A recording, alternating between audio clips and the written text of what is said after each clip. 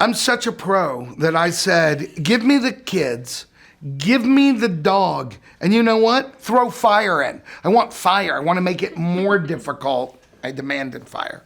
I do, look, I'm a father, I have a son, I have a daughter, I have a dog. So every day in my life, I already have that covered. So I really enjoy working with kids and animals. And that's probably been on almost the majority of my movies. We just got so lucky with this cast, and our adults were obviously so great, but the kids were equally great.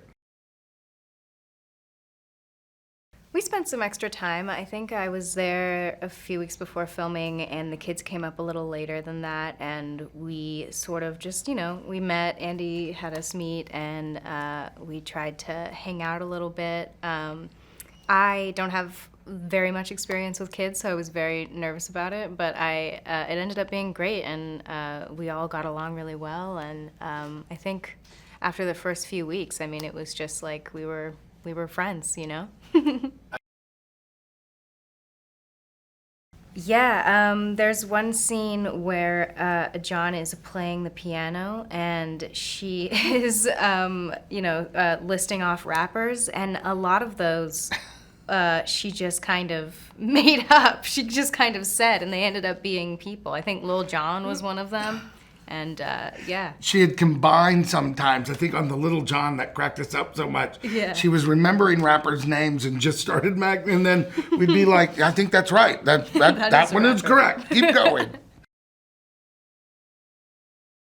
Well, you hope going in that you're going to not only cast right for the individual roles, but that as a family unit on screen, on and off, everyone's going to come together. I always feel my job is to create an environment where we can bond as quickly as we can. So a lot of laughter behind the scenes and a lot of time spent with people hanging out and seeing each other and meals. And so by the time you put that on camera, you're getting that attitude. And we got lucky because everybody was so much fun to work with that I think that any set that gets Brianna or any of that cast is a lucky set. I would not say that I'm a master at improv, no. I do enjoy watching people improv. I enjoy improvisation in general, but I definitely learned so much from being on this set and just getting to see Keegan and Legs go at it, just back and forth. Yeah, it was a really great learning experience for me. Yes, that is one thing I would say I'm a master at. She is, I have to say, she's brilliant at it. Because I'd be behind the camera trying to make her laugh sometimes, and she would just have this look. And there was one time when she's in the truck and she's driving, there's green screen, and we are shaking it all over the place. And she has a lot of stuff she has to deal with. And while she's doing it, and I think I'm behind the camera trying to make her laugh, and she's trying to stay focused in between the shots, and she's like, stop it, just go. And she was always able to keep up with everybody by being the rock. It was super fun. I didn't necessarily go into this thinking he would be like angry or anything, but I definitely wasn't expecting him to be such a sweetheart, and so it made those scenes really easy because that's just really a part of him. He's just really a sweet, nice guy. I'm not sure it was always in the script as much as it was a kind of part of our filmmaking approach. And our producer, Todd Gardner, who has made so many funny movies over the years, and myself, we've worked together a lot. We have a same sense of humor. And you bring that to a set, and then you start finding like-minded cast members, and it just starts bringing itself to life. And again, trust your comedic actors who are on set to have an idea. I will take any, like the craft service guy could come up and it'd be funny if the microphone hit him on the head while he was talking, and we'd be like, let's try that. So we always made it, and I'd say there are many bits that are in that movie that were inspired by somebody in the crew coming up with the idea. That was something that was developed. There was always going to be the notion that as a character, he was supposed to be John's right-hand man. But that's a lot of entrances that are like, oh, I'm here. Or he always had to be there. And we'd always loved in the TV show MASH, the character Radar was always right there for him. And then that became a discussion with Keegan. And then it just elevated itself to, okay, this is one of those slight hyper reality moments where you turn and Keegan's there and Keegan pops up, and Keegan came up with great entrances and exits. The action films I have been in, there's a lot of dark humor in them. There's not very much dark humor in this film at all. But they were sort of similar in the sense that we still had stunts. We still had a lot of fun on set. Everyone on set was always happy to be there. And yeah, but the tones were definitely very different, and it was different, hanging out with the kids between scenes too. But I had a lot of fun on it, and I would be totally excited to do like a lighter comedy again.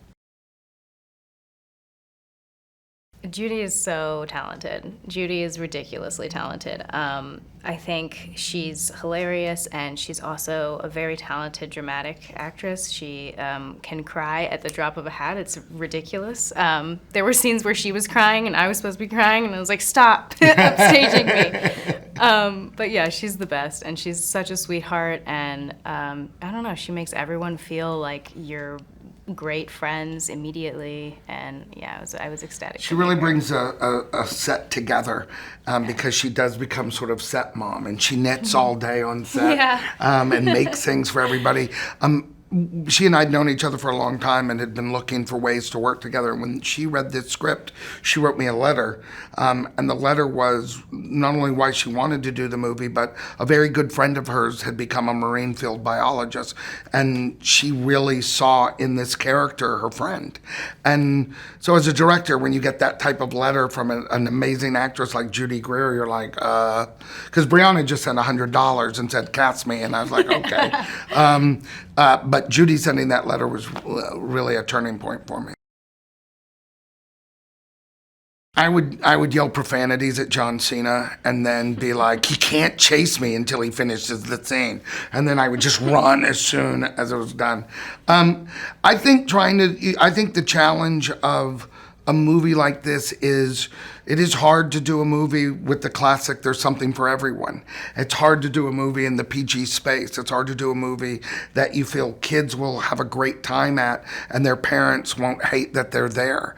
And I think that's the challenge every day, is a reminder, and a reminder to the cast that sometimes while we might want to say it a certain way or have a more adult take, we have to restrain ourselves and find a different way for the comedy to play out. Hey, stay with me for more on comedy movies. Now, the top 5 highest grossing comedy movies of all time are The Hangover Part 2, Meet the Fockers, The Untouchables, Bruce Almighty, and Home Alone. Now, what's your favourite comedy movie? Do you have one? Let me know in the comments below. And also, if you like my shirt, you can get one too for yourself. The link is in the description below.